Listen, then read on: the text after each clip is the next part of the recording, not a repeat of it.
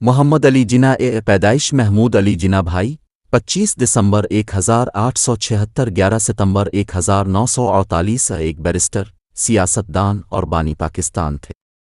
ایک جناح نے 1913 سے 14 اگست 1947 کو پاکستان کے قیام تک آل انڈیا مسلم لیگ کے رہنما کے طور پر خدمات انجام دیں اور پھر اپنی موت تک پاکستان کے پہلے گورنر جنرل کے ڈومینین کے طور پر خدمات انجام دیں۔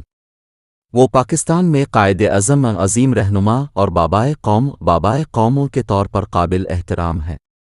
ان کی سالگرہ پاکستان میں قومی تعطیل کے طور پر منائی جاتی ہے۔ کراچی میں وزیر مینشن میں پیدا ہوئے، جناح نے لندن، انگلینڈ میں لنکنس ان میں بطور بیرسٹر تربیت حاصل کی۔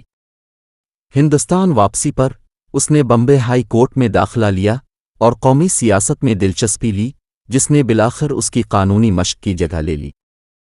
20ویں صدی کی پہلی 2 دہائیوں میں جناح انڈین نیشنل کانگریس میں نمایاں مقام حاصل کر گئے۔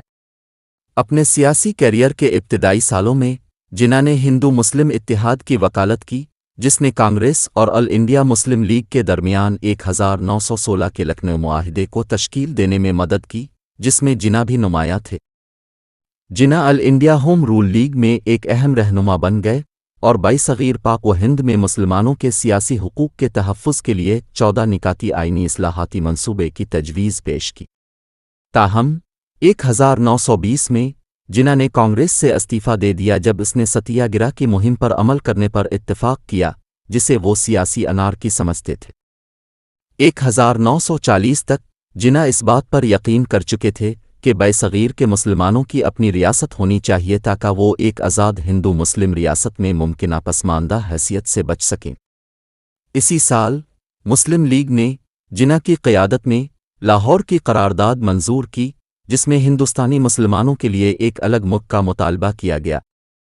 دوسری جنگ عظیم کے دوران لیگ نے طاقت حاصل کی جب کانگریس کے رہنماؤں کو قید کیا گیا اور جنگ کے فوراً بعد ہونے والے صوبائی انتخابات میں اس نے مسلمانوں کے لیے مخصوص نشستوں میں سے زیادہ تر جیتی تھی۔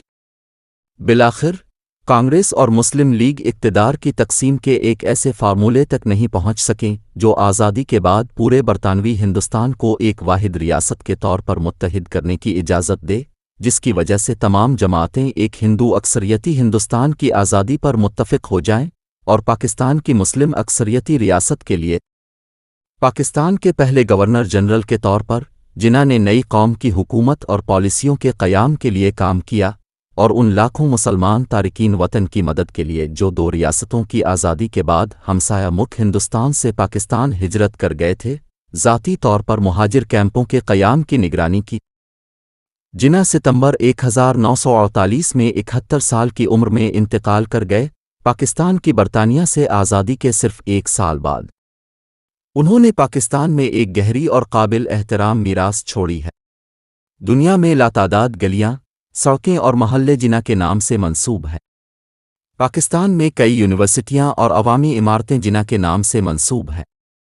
ان کے سوانح نگار اسٹینلے وولپریٹ کے مطابق جناح پاکستان کے سب سے بڑے رہنما رہے۔